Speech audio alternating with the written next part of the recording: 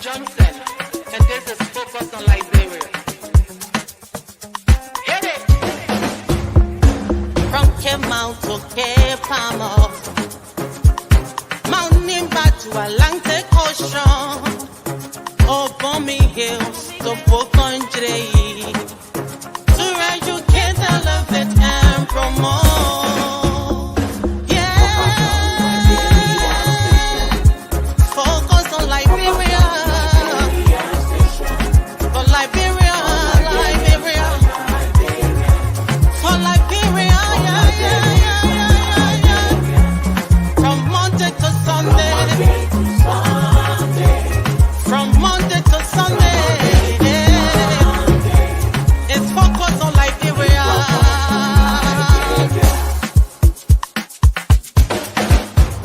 Talk about home affairs,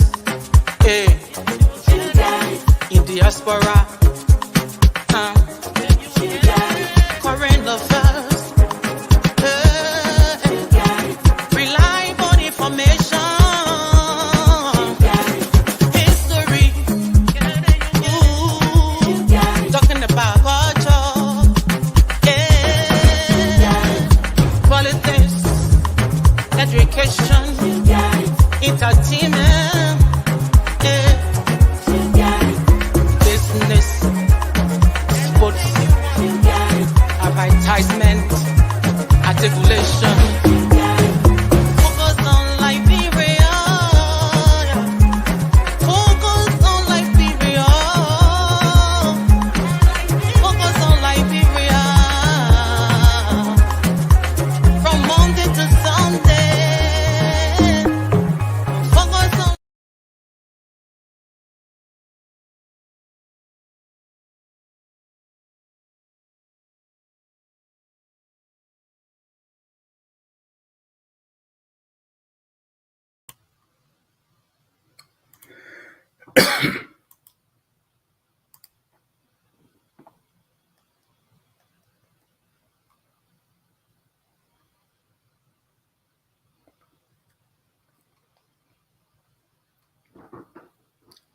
Ladies and gentlemen, we want to welcome you to the Liberian Studies Association 55th Annual Conference.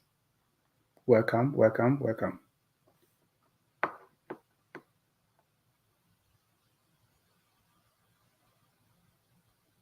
Okay.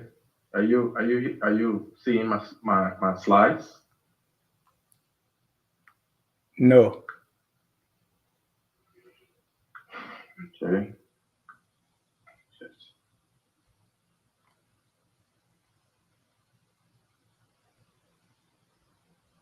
Recording in progress.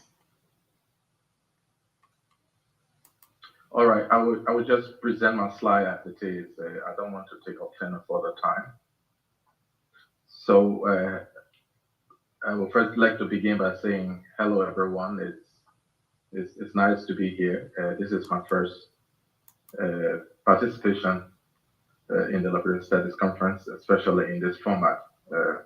My presentation, as you see in the feature program, is on invisible memory and materiality, a cultural interpretation of the memory scheme. This is part of my PhD research. I'm in the final stages of my PhD. I'm editing my work now, so this is one of my substantive chapters that I would like to talk about. I'm aware that I don't have much time. I think 20 minutes, 25 minutes. So I will try to work within time. The main question in understanding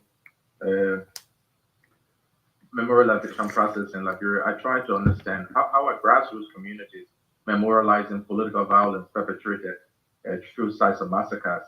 I'm looking at 1979 to 2003. That was pretty much the same time period that the TRC used, even though the Liberian Truth and Reconciliation Commission provisions in the Act entertained petitions that came prior to 1979, but I'm sticking within that window.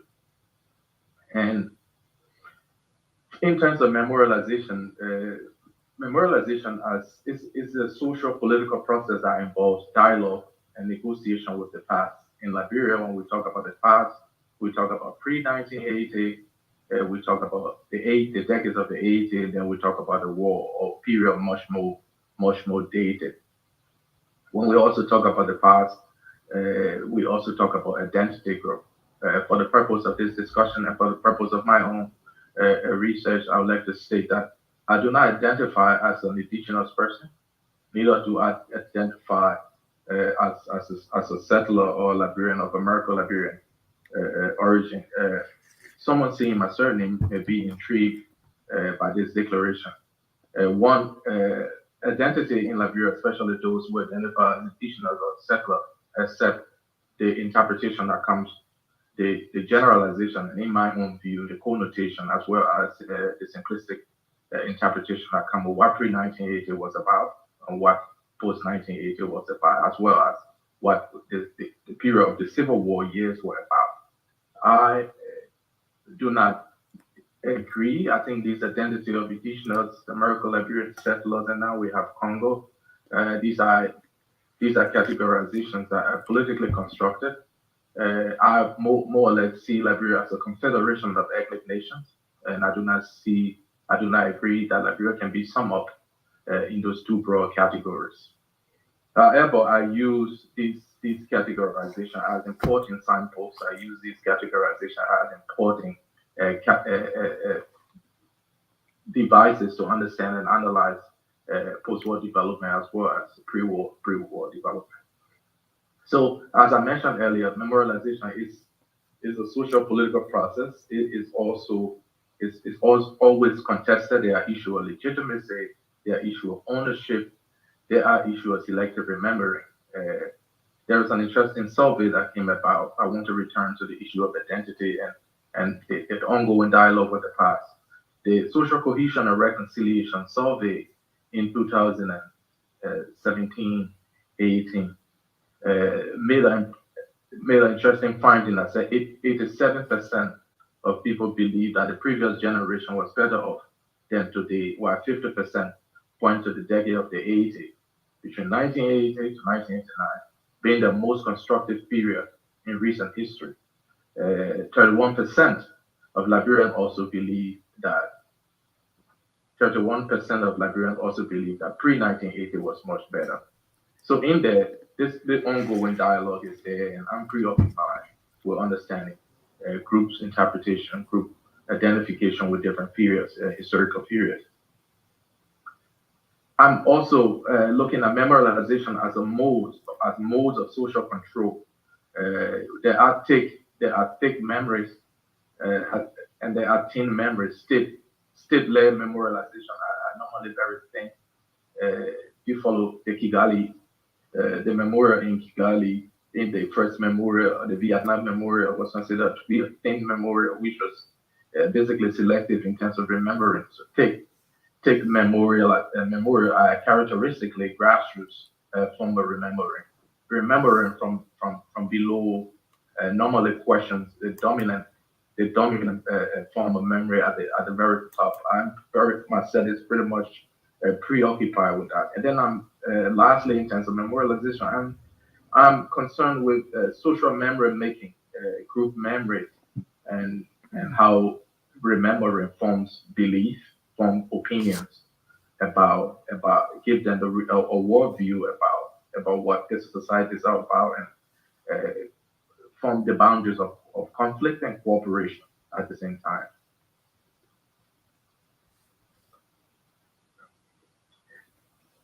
So I'm using the concept of the memory scape in trying to understand grassroots memorialization. In post-conflict society, the memory scape is a term that refers to the landscape, the memory universe represented by visible or invisible markers.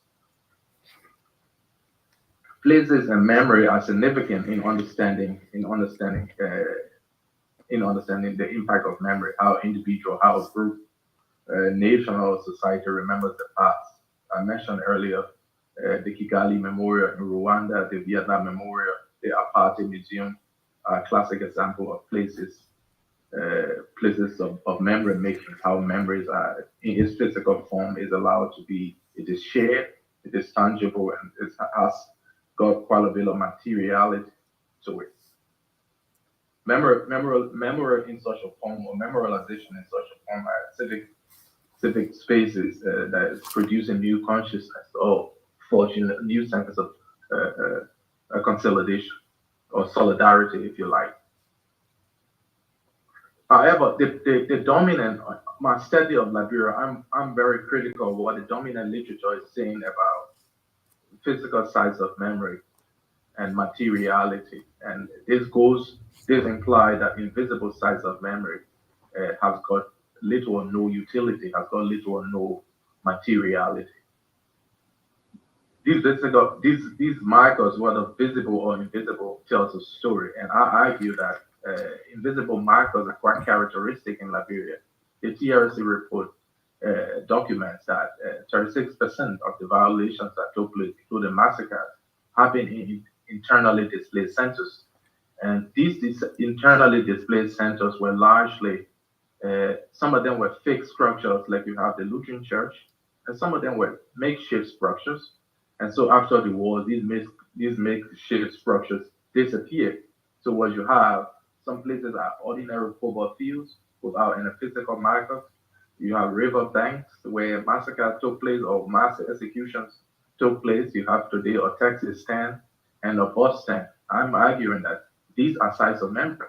These are, however invisible, they are sites of memories where people are connected to these spaces. They are like cognitive maps, if you like.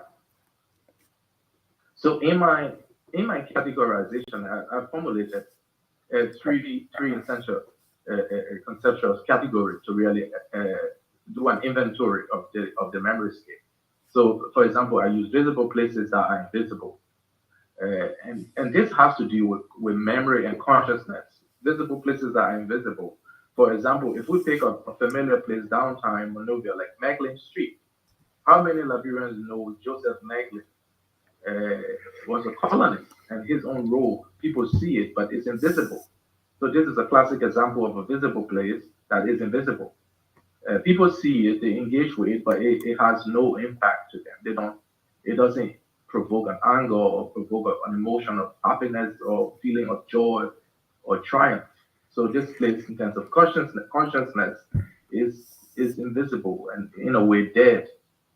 And then I'm concerned with visible places that are invisible. This is one of the main categories that I work with. The Lutheran Church. In the Lutheran Church, for example, you have the memorial flag of Philip Nelson Taylor, the father of Charles Taylor, who was killed in the massacre in 1990 July. You also have in the Lutheran Church about 3 mass graves, and now there is a basketball court built over it. It's a place of very high emotions. Every year in July, you have victims going there and are very troubled by they're trying to relive their experience. And a number of other places have come up in Liberia, visible places that are visible.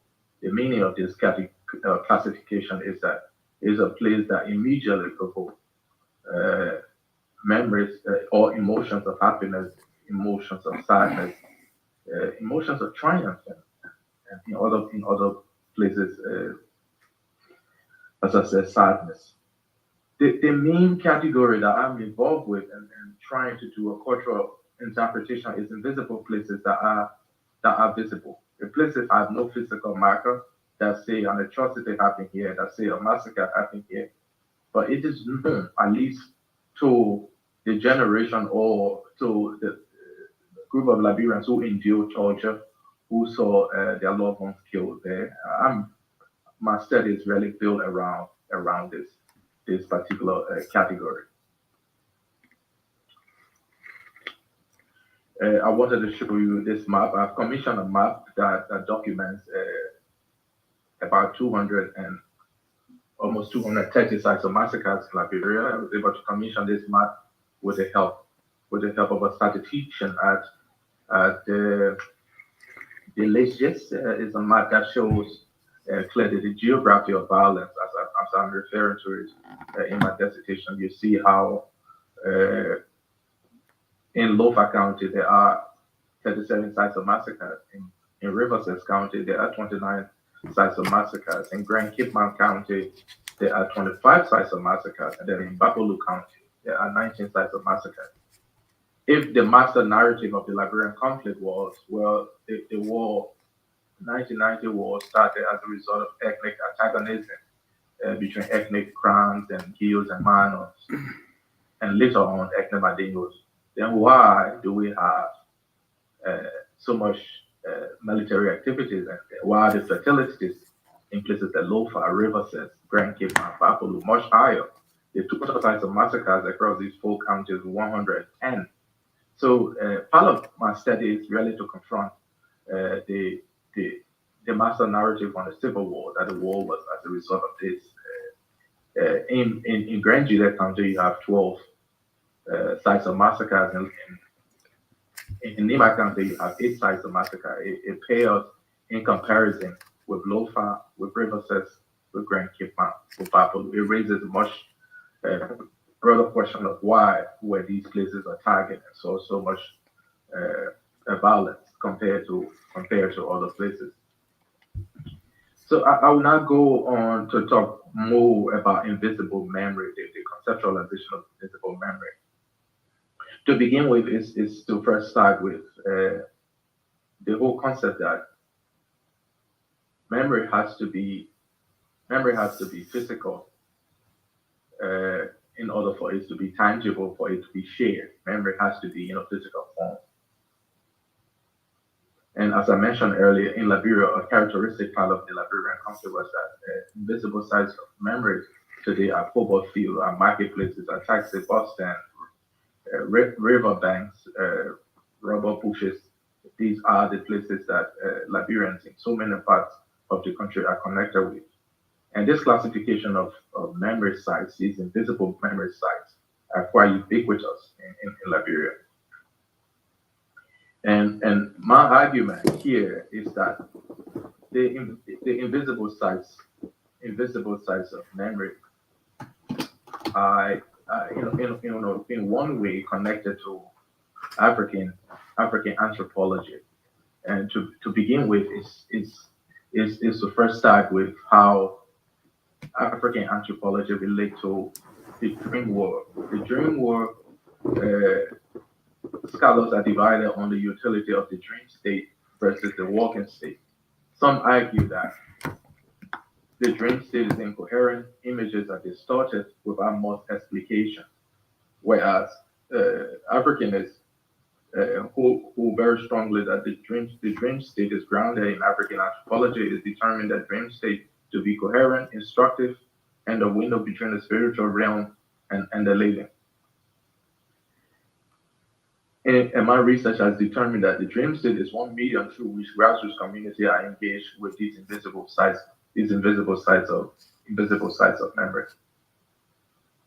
In the Dupo role, where I did some of my field work, before the Dupo role memorial was built with resources from the UNDP and the government of Liberia, communities use the Dupo role sites of massacre was turned into a marketplace. A few years ago, the communities woke up to these phenomenal dreams happening around, and in a regular traditional fashion. There were consultations on why are we having the same dreams around, and what does it mean, and the interpretation of this dream was that, well, this is a site of massacre, and it's being treated in some of the most despicable way.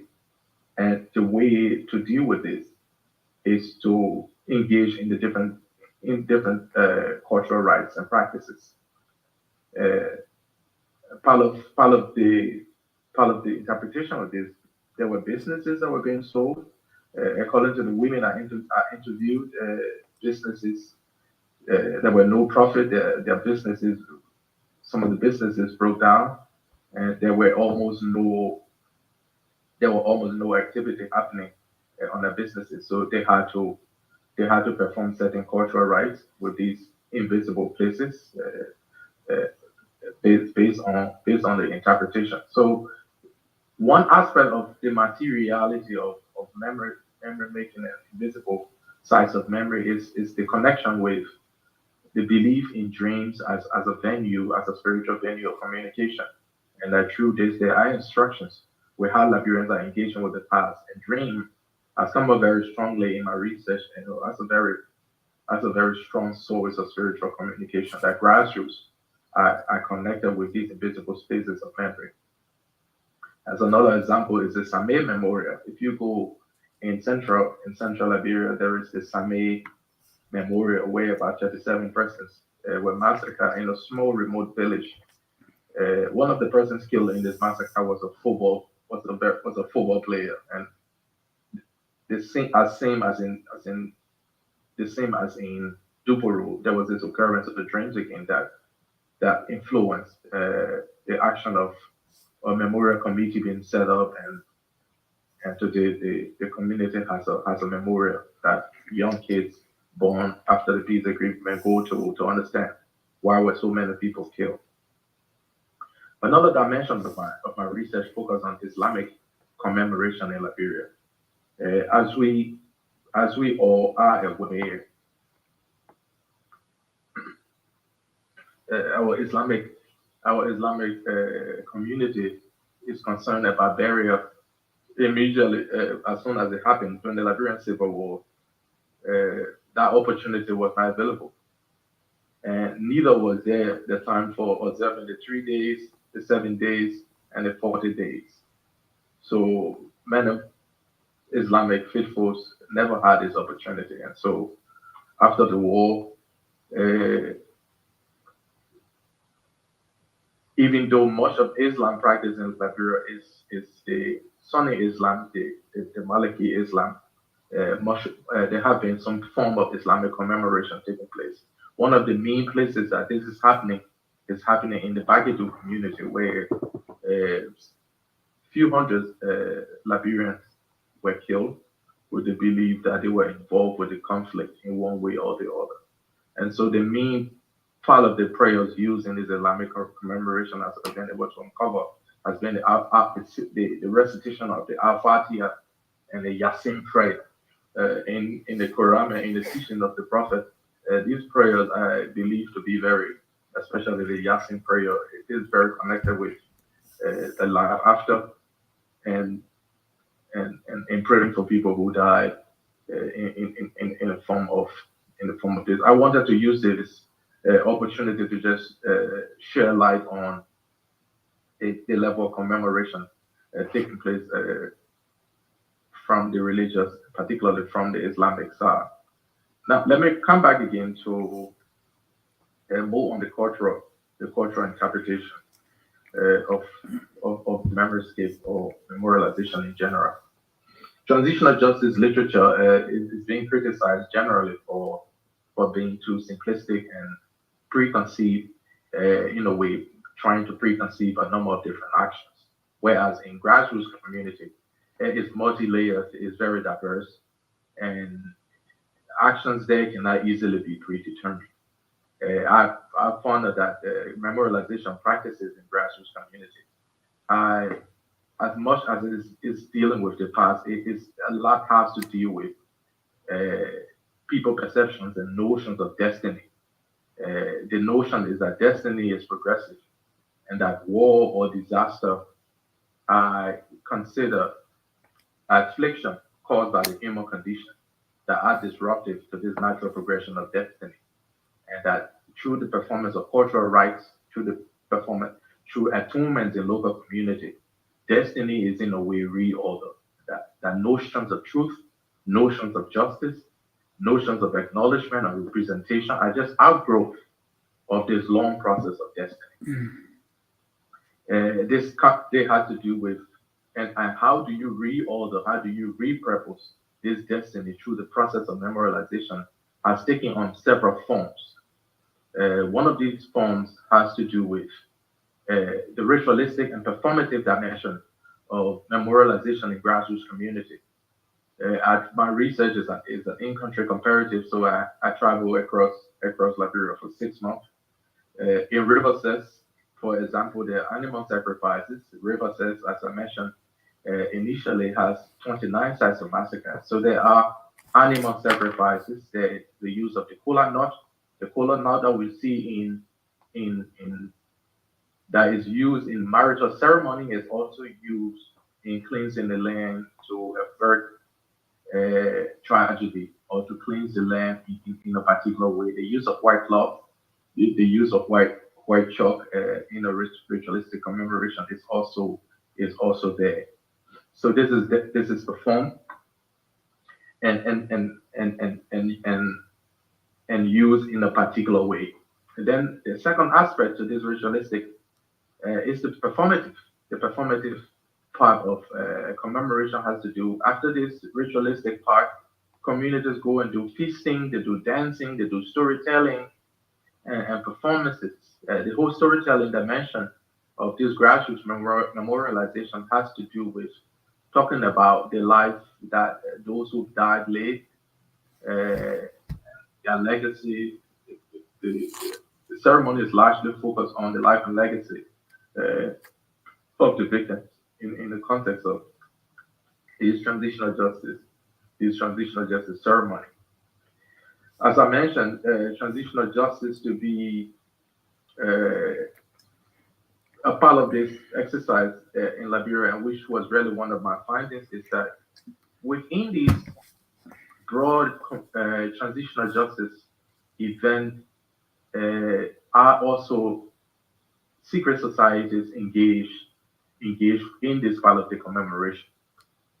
So you have why some scholars were more preoccupied in studying the spiritual belief and how spiritual belief or spirituality has helped shape the form of how spirituality, the belief in spirituality has they studied the structure and the ideology of power in Liberia. I was more concerned of how secret society might be using memorialization as a mode of social control. We are aware of the dynamic between pre-war and post-war Liberia. In pre-war Liberia, there's much talk about order, the use of patrimonialism, how there was much order and control in community. But with Liberia as a failed state, the use of ex-combatants in breaking down the very fabric of society. I was intrigued to see how there is now a growing, how traditional society, secret society are in a way using memorialization as a way of rebuilding broken community. An example of this was in Riverset at this particular ceremony, the Zoe, or as we say, the high priest, came out, and there were three messages sent: messages on those who died, messages on those who survived the massacre, and messages on those who perpetrated the massacre. And it was interesting to know that there were curses placed on perpetrators.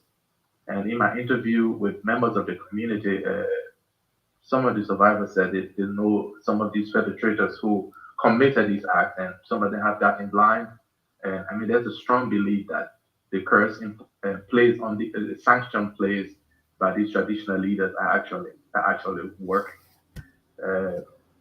So this is a very interesting. The memorialization, the space for memorialization, is anomaly the space where sanctions are imposed on wrongdoers. But you can see how it is providing a new opportunity, and traditional societies that have been pushed on the margins of after the war are finding a new way through this memorialization activity to engage. I also discovered that these commemorative messages are shrouded in established codes that is you can only decipher if you are a member or an initiate of, for example, the Puru, the Sandy, or you part of the Kui traditional society. So in the secret society involvement in memorialization raises the whole question about inclusion and exclusion. So, and this brings me to my final slide. I was in the TRC report, part of the TRC report was to promote a level of to deal with the past in a way that promote reconciliation and broader understanding. Sections of the TRC report goes into how stereotypes in group and out group conflict has formed a wedge, been a place of much division in a society. So my research has focused on to what extent is the memorialization taking place in grassroots community is inclusive to produce a transformative memory of a transformative memory project. But what I've been able to see is uh, grassroots community are multi-layered. The notions of emerging communities have formed the boundary of exclusion, inclusion on the one hand, and exclusion on the other hand. I've also found that those with autobiographical memory, in memory studies, autobiographical mean those who live through a particular experience. So those who live through the conflict versus those with prosthetic memories, those who have secondhand memories, and here I'm referring to those born after the Accra Peace Agreement and those born right before the war ended. So those with prosthetic memories with secondhand memory of the conflict are really not involved through my research. They are not really involved with the memory making. In some communities, they have been told that they're too small to understand. So you see the level of inclusion and exclusion here. And then in all of this, there's also settler and indigenous people memories of what pre-1980 was about. I did an interview with the April 22nd Memorial Group. It was a very interesting research that talked about the lack of apology from successful Liberian government on the execution of the 13 officials of government who were killed there. My research also discovered that during the military takeover in 1980, there were, I think, the total fatalities were around 46. This point is acknowledged in Geshoni's book on Samuel Doe, but the memorialization project has focused largely on those with certain identity within the April 22nd Memorial Group. And then, as I mentioned earlier, secret society and commemoration within broader community where memorializations are taking place. There are established codes that are being communicated, and these codes are only deciphered, are only accessible to those who are members of these. Aaron, So I have to stop you there. I have to stop you there. Apologies. I think your time is up, if you don't mind. So we will leave room for a lot of questions, and we really thank you for that extensive presentation. Thank you. Okay, thank you.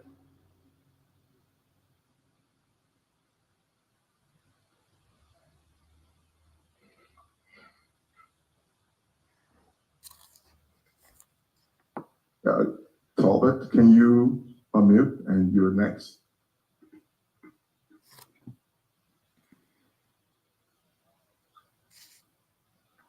Talbot? Talbot? Can you unmute, please?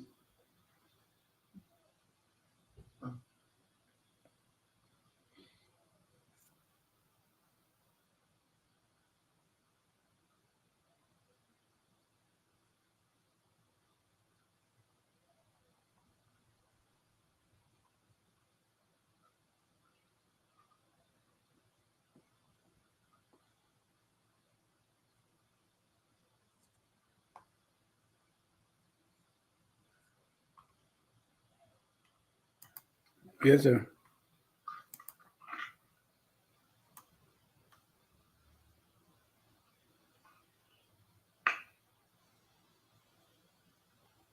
Mhm.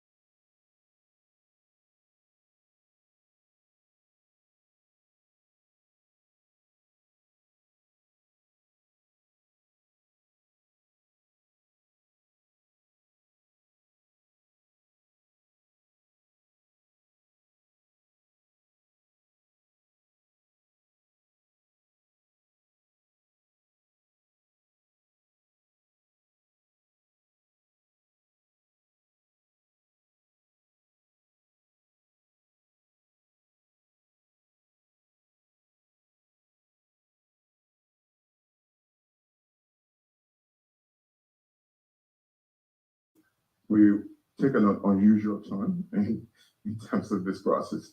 So what I would ask, the floor is open to questions for Aaron and Bartolomeo until someone joins us.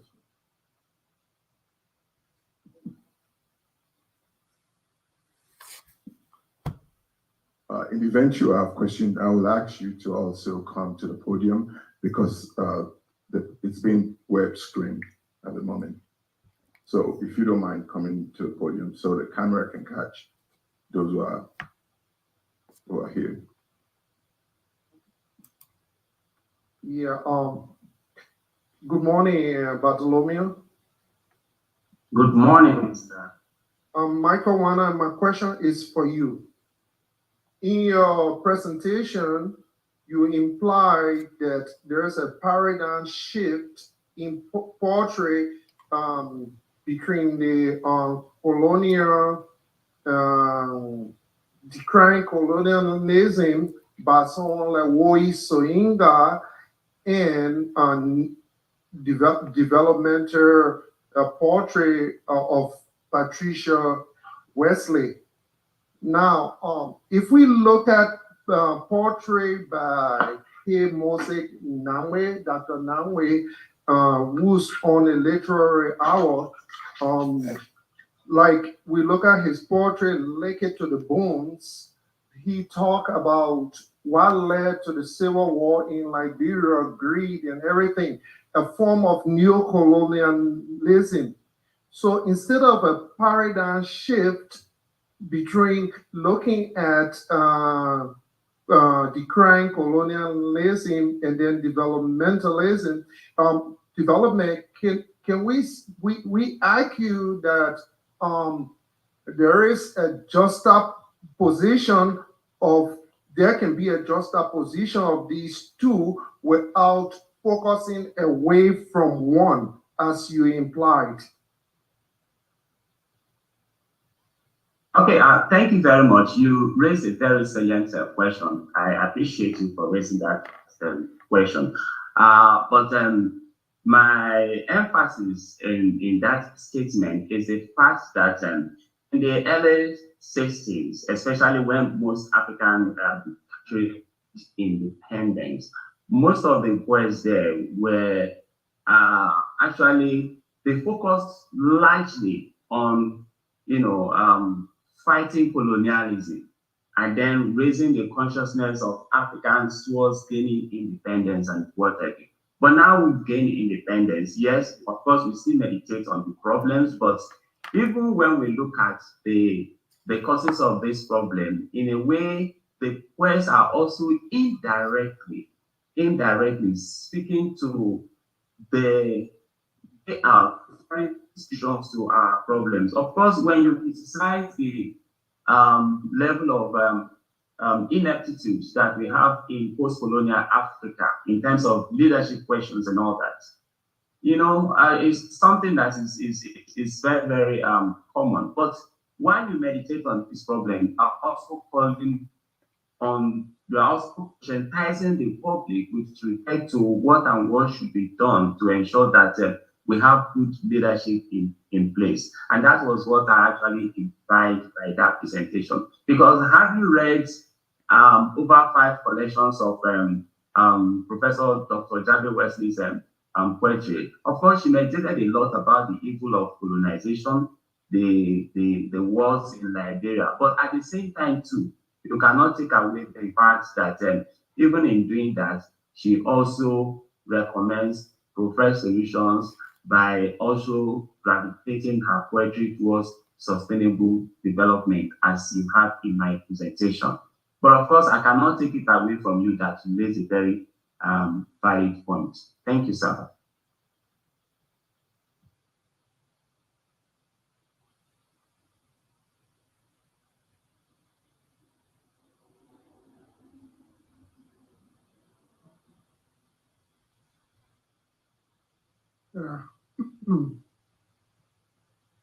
Thank you for your presentation. My question actually directed to Talbot. Very informative, moving to memorializing the massacre, as you put it, My question is, you analyze different counties that massacre took place. My question would be that, is it necessary or possible to identify ethnic groups that were directed in that massacre? That's also an interesting question, because people are killed in different countries, but there are different ethnic groups that are targeted in those killings. Or at the beginning, I didn't quite get clear the definition of massacre itself. They're looking at a particular period of time, post 80. P80, there were some massacres there too. Would you please clarify some of those things, if possible? Thank you very much. Over. Those where? Okay, that's where. Aaron where? Aaron where? Yeah, are you? Yeah, the question is for you, Aaron. So sorry for the mix up there. So that's Okay. Yeah. There were questions that I heard him right. One is on the definition of massacre and the definition and of the second, massacre. Right. and okay, great. So, well, I'm using the UN definition of massacre, which is simultaneous a killing of 3 or more persons. This is an important definition because in Liberia, there are sites of executions and there are sites of massacres. There were people who were just taking one time, 2 other times shot.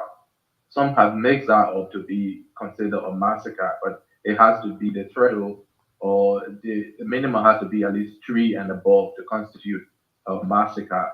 And not every execution was a massacre. Some people have mixed that up with massacre. And the question about whether there were massacres in the 80s and later, the TRC report have a long list of that.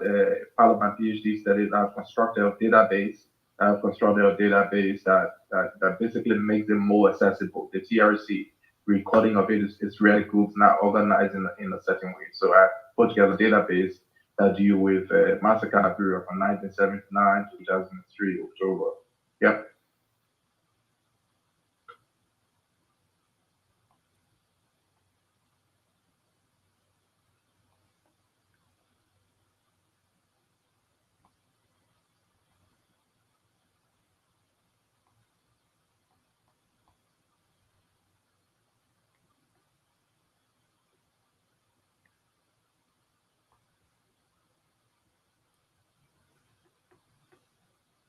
Hello. Yeah. Hello, Aaron. Thanks a lot. It was a very inspiring presentation. Good to have you here. I understood you that most of the commemoration helps to bring some kind of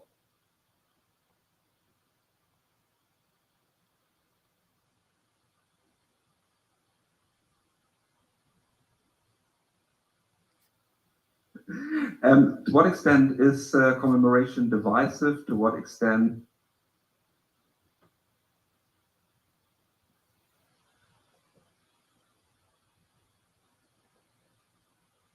Did you get that question, please?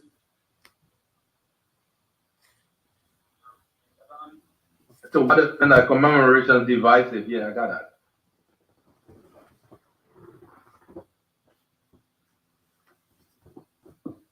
Yeah, divisive or promoting reconciliation. Okay.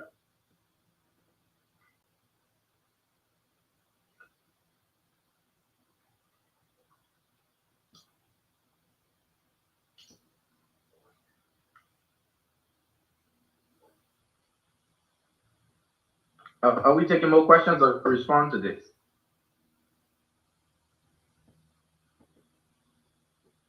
I'm not hearing anything.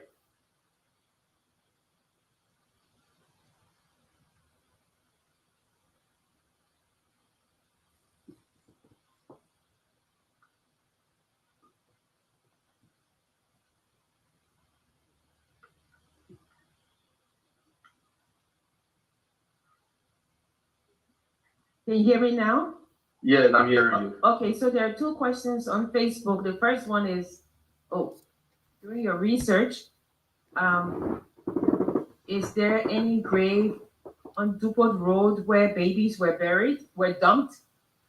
That's the first question. The second one from Dennis Ja, the massacres in those areas have to do largely with their ethnic backgrounds. To say because there were more massacres in Lofa and River Cess than in Nimba and Grand Jita does not downplay the ethnic dimensions of the war.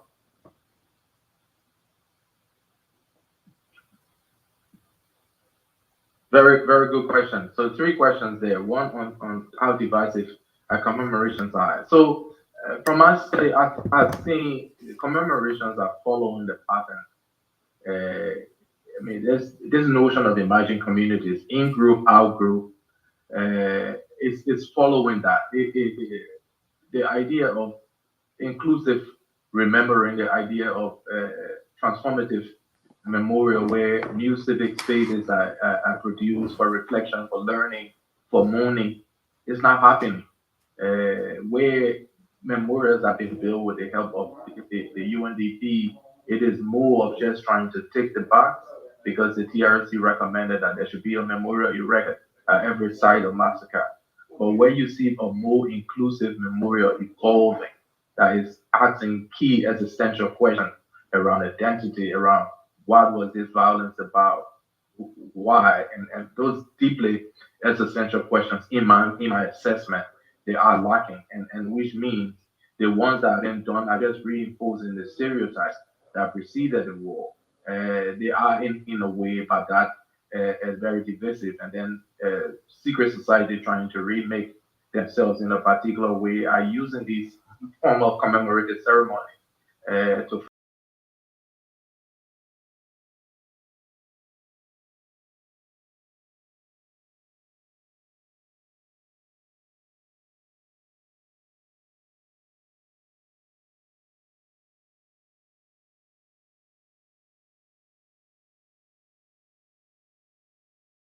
you as an opportunity. Babies built and buried in Duporo. So Duporo is one contested space that raises the question: how many mass graves do we have? How many mass graves do we have in Duporo? It is very difficult to establish.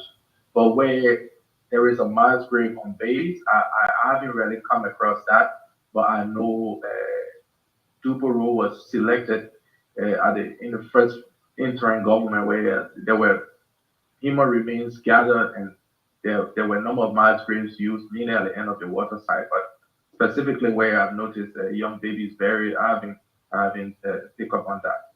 The point about Grand Jita and Nima, and that we should also have a certain sensitivity about the ethnic dimension of the Liberian conflict, I think that's a very valid one. But we should also ask question: why does Rivers have 29 sites of massacre? Why does Lofa have 30 sites of massacre? Why does Grand Cape have only 5 sites of massacre? Why do we have Buffalo with 19 sites of massacre? Why did we see so much military activity? Why were so many people killed in these places? Together, these 4 counties alone account for 110 sites of massacre, more than 50% of the total number. Okay. Thank you. Maybe one more question. This should be the last one, then we need to close out this time. Thank you.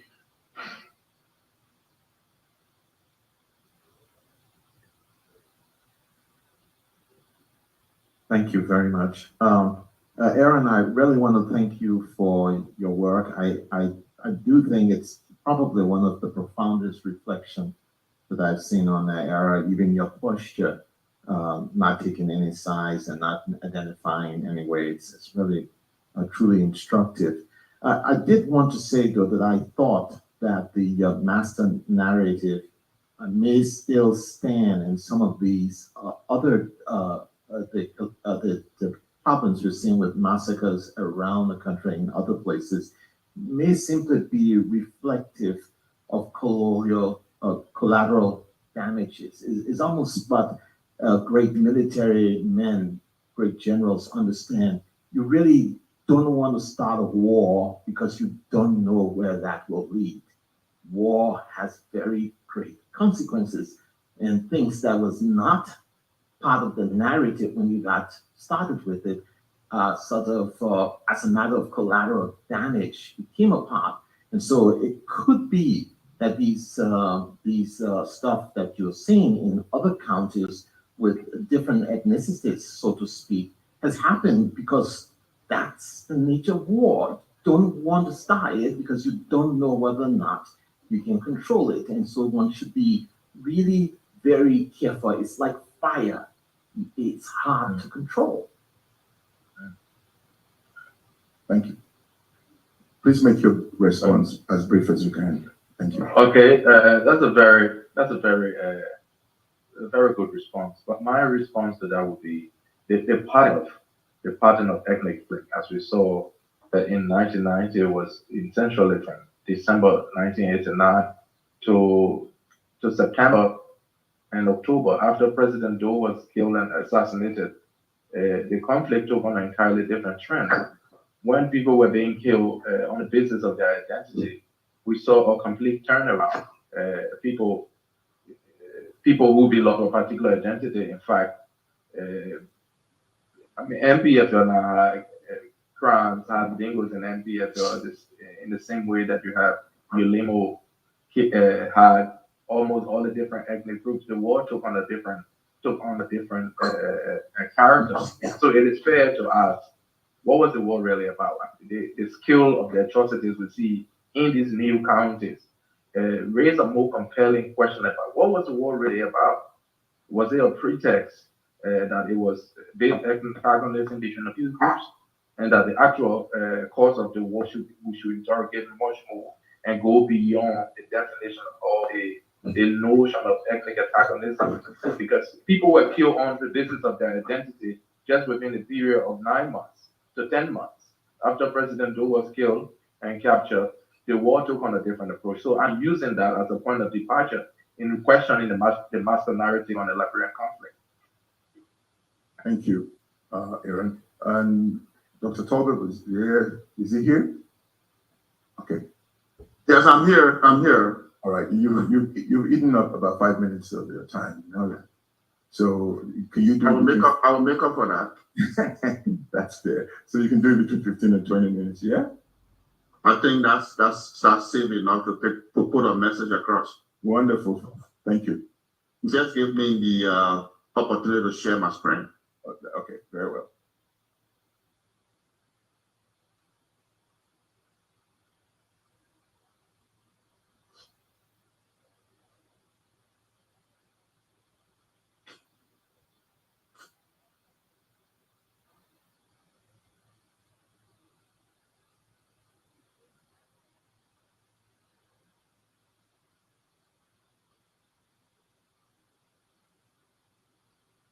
You have permission?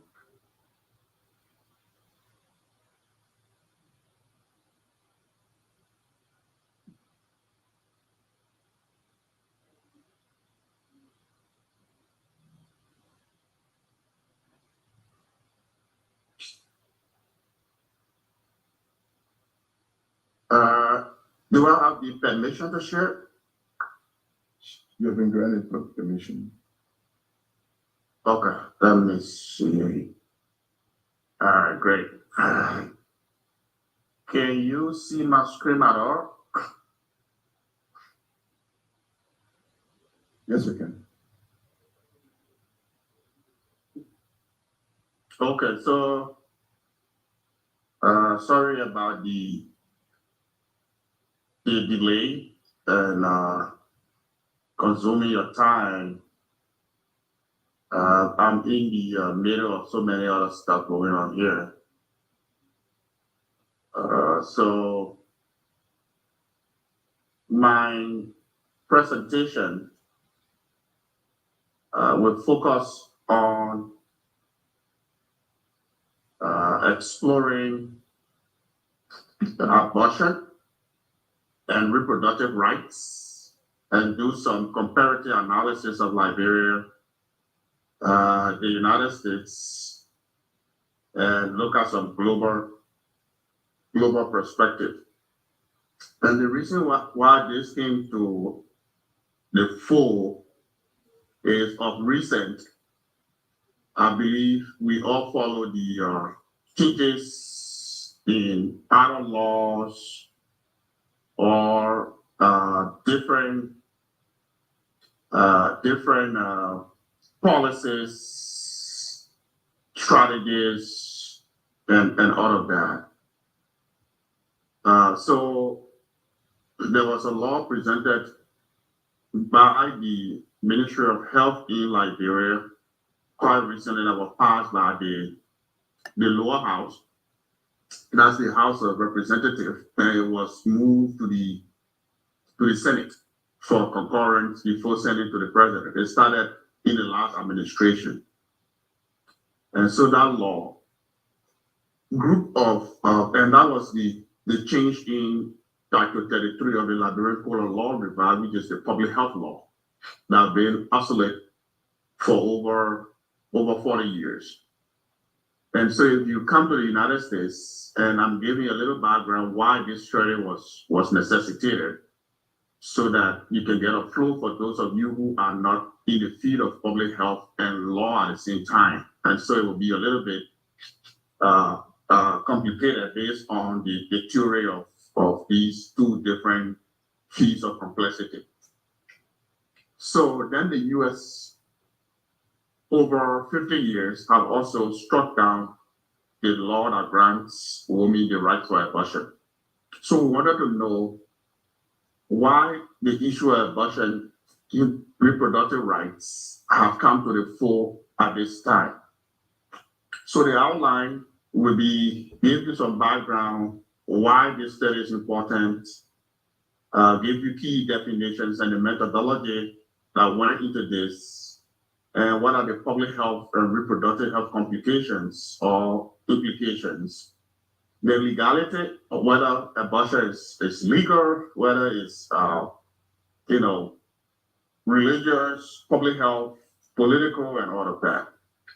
So to give you a definition of abortion, according to the U.S. Center for Disease Control, intervention performed by licensed physicians, people suspected and carry on intrauterine pregnancies that results into live birth. Around 73 million induced abortions take place worldwide each year, and 6 out of 10 unwanted pregnancies, out of 29% of all pregnancies end in induced abortion. So let's get it right that abortion is a safe method when used and follow all of the WHO criteria. So as I said earlier, we wanted to understand why abortion is a subject that attracts substantial attention right now. Why issue of abortion is widely deliberated around the world, like Liberia included, in all spectrums of public health, medical, political, social, religious, and legal, and offer insights on why abortion, and other externalities, public health issues and measures we need to take to mitigate the impact of that on women and fill some of the knowledge gaps about reproductive health. So that was the objective of why we went into it. So I defined abortion, which is, I said, is safe when carried out using a method recommended by the World Health Organization. There are criteria that I will let you know. And 45% of abortions are unsafe, practiced clandestinely, and 97% take place in developing countries that we describe by World Bank definition, low and middle income countries. And I'll say abortion, though preventable, cause maternal deaths and mobilities. When it is not done well, it causes complications of mental health issues, financial barriers, financial burdens, and devastates community. So lack of access to safe, timely, affordable, and respectful abortion is a critical public health and human rights issue. So we did some literature review, looking at all the search engine. I don't want to bore you with all of the methodology of the research that we carried on. And we went in depth into, defining the topic, sources of evidence. We did a lot of search of most of the, Google Scholar, PubMed, and a lot of the research engines that you can think about, and books and articles, publications from news organs, credible organizations, and publications from organizations like World Health Organization. So why reproductive health? I don't know why. Why invest in reproductive health? When you invest in that, you call fewer unintended pregnancies, fewer maternal deaths. Reproductive health have a target in the Sustainable Development Goals. That's 5.6. Universal access to reproductive health, social reproductive activities. And what's the legality of abortion rights? What people did not know that this study that we researched was that people thought it was a new phenomenon, but it's been on the book, as I said, back to end of 26 of the Liberian Code of Law revised, specifically chapter 16 allows abortion. But in Liberia, it's up to 24 weeks. And as it is, it's on the book right now. 24 weeks, that woman is in about 6 months of pregnancy. So just imagine what you are causing. So the Liberian government, through the Ministry of Health, tried to amend that law and reduce it further to 18 weeks of gestation. That's women, the trimester is in 3 trimesters, first, second, and third trimester. So what we recommended after doing our research was we weigh in Liberia should carry further justifiable abortion, cut it by half from 24 weeks to about 12 weeks. We would feel that at the time, all of the parameters that need to be put in place would be there. And what are the data? What are the data telling us? The demographic and health survey, Liberia is one of the highest, maternal mortality ratio in sub-Saharan Africa. It declined a little bit from 2013 when it was 1072 maternal death per 100,000 live births to 742 maternal death per 100,000 live births in 2019, 2020. And with such a disproportionately high maternal mortality ratio affecting women, we believe that it's devastating to social economics inequalities, the catastrophe to health expenditure and all of that. So by choosing the first trimester, which is 12 weeks, we believe it is safer as opposed to the second trimester, 13, 16 to 24 weeks, when the risk and complication to even death is much greater. So what are the major causes of maternal mortality? When I used to be Director General of the National Public Health Institute, I commissioned a study from 2018 to 2032 to look at what are the major causes. Postpartum hemorrhage was 28%, meaning woman deliver in certain weeks, they bleed to death. Eclampsia, pre-eclampsia 14%, followed by sepsis, infections, obstructed labor. And abortion was the fifth most leading cause of maternal death. So it's a public health issue based on the statistics that we are looking at. So we said we disagree with the proposed legislation before the national legislature that they are better proposer. Instead of 18 weeks that they are proposing, we believe proposing 12 weeks of gestation in the first trimester will give women the winning opportunity, whether a woman was impregnated through incest, that's homosexuality within family, rape or criminal acts. These are justifiable reasons why a woman should have abortion. And if the woman is having issues with her own reproductive health. So what is global implication? Unsafe abortion costs 8 to 11%. Predominantly maternal death in low and middle income countries. There were middle income countries, and there was a Lancet Global Health Report. The Washington Post, 7 of 59 countries, which include the United States, Canada, and other countries, are having abortion law of about 20 weeks, which we believe is not in the right direction. And 75% of all nations do not permit abortion after 12 weeks. So abortion in the US, recently we saw the remarkable struck down of a law that had been in existence since 1973 called Roe versus Wade. And that law was struck down by the US Supreme Court because of, and the historic and far-reaching decision of the US Supreme Court declaring that constitutional abortion rights was not longer in place, and that should be turned to the states to decide. So the famous Dobbs law or case before the Supreme Court, the Planned Parenthood, that decided that states today should concentrate on making laws for abortion and not the federal government. As you see here, there's a lot of protests. Arizona State passed a law banning abortion throughout. Protests across the United States about the issue of abortion. The abortion law impact elections, Planned Parenthood support, and all of the support that it has generated. So the question we should ask ourselves, whether abortion is a legal issue, medical, religious, human rights, public health, political, and women's reproductive rights, we answer that yes, it's all of the above. Religious right, because quite recently in Liberia, to the vantage point of the religious people, they said abortion undermines, all form of dignity, and it affects the fetus, unborn generation, and disregard moral fabric of the society. That's the religious community point of view. The United States, the Republicans and the Democrats are debating when it comes to the laws. They're looking for vote for using reproductive rights. Public health believe that it's a woman issue and should be done civilly. And so Liberia right now is swamped into the controversies about abortions.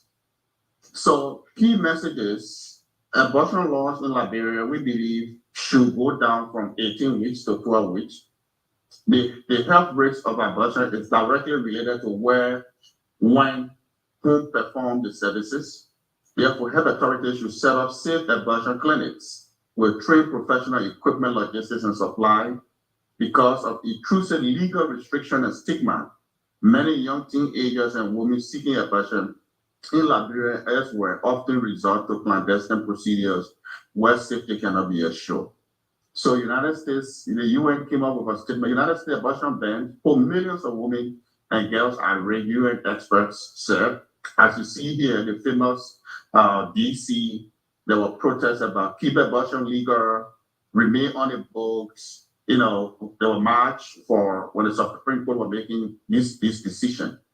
So these are couple of references that we put together about this issue. The data presented in here are presented in my personal capacity as independent of my affiliation from this institution, Johns Hopkins, the National Institute of Health and Human Services, and the World Bank. Thank you very much. I'm happy to take a couple of questions. Thank you, Dr. Talbot. You are spot on. Okay, can you stop sharing your screen? Then we want to know, we only have room for 2 questions.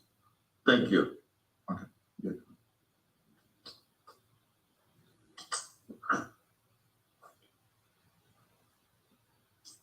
Thank you, Dr. Tolbert, for such an amazing presentation. I have a question about your recommendation around 12 weeks being the preferred time for elective abortions. Could you tell us a little bit more about why you think that's the appropriate time, especially with many women's groups and organizations pointing out that some women don't even know that they're pregnant by that time. So could you tell us, based on your expertise, why you chose that cutoff?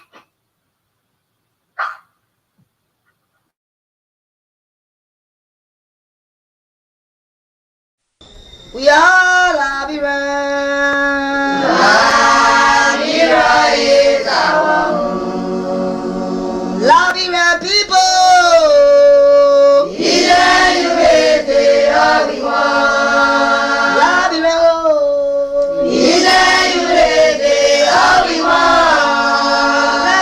Liberia.